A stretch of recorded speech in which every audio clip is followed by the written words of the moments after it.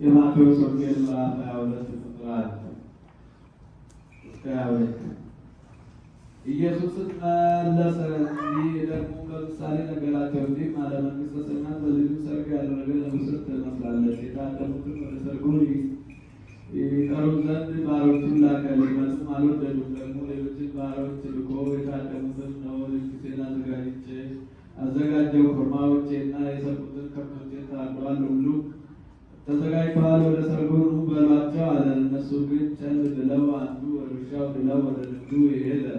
የቀሩትን ባሮቹን ይዘው አንገላቷቸው፣ ገደሏቸው። ንጉሡም ተቆጣ፣ ጭፍሮቹንም ልኮ እነዚያን ገዳዮች አጠፋ፣ ከተማቸውንም አቃጠለ። በዚያን ጊዜ ባሮቹን ሰርጉስ ተዘጋጅቷል፣ ነገር ግን የታደሙት የማይገባቸው ሆኑ። እንግዲህ ወደ መንገድ መተላለፊያ ሄዳችሁ ያገኛችሁትን ሁሉ ወደ ሰርጉ ጥሩ አለ።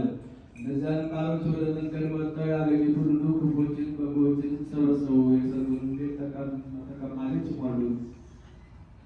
ንጉሡም የተቀመጡትን ለማየት በገባ ጊዜ በዚያ የሰርግ ልብስ ያለበሰ አንድ ሰው አየና፣ ወዳጄ ሆይ የሰርግ ልብስ ሳትለብስ እንዴት ወደዚህ ገባ አለው። እርሱም ዝም አለ። በዚያን ጊዜ ንጉሡ አገልጋዮቹን እንዲሁና ጎልማሶችን በውጭ ወዳለው ጨለማ አወጡት፣ በዚያ ልቅሶና ጥርስ ማፋጨት ይሆናል አለ። የተጠሩ ብዙዎች የተመረጡበት ጥቂቶች ናቸው።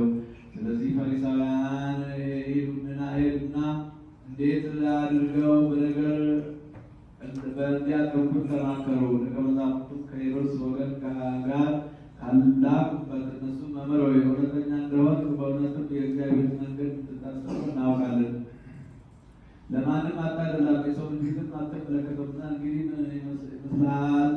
ንገረን። ለቄሳር ግብር መስጠት ተፈቅዷልን ወይስ አልተፈቀደም? ማለት ኢየሱስም ክፋታቸውን አውቆ እናንተ ግብዞች ስለምን ትጠይቁኛላችሁ? የግብሩን ብር አሳዩኝ አለ። እነሱም ዲናር አመጡለት። እርሱም ይህች መልክ በፊቱስ የማን ናት አላቸው። የቄሳር ነው አለ። በዚያን ጊዜ እንኪያስ የቄሳርን ለቄሳር የእግዚአብሔርን ለእግዚአብሔር አስረክቡ አላቸው። ይህንንም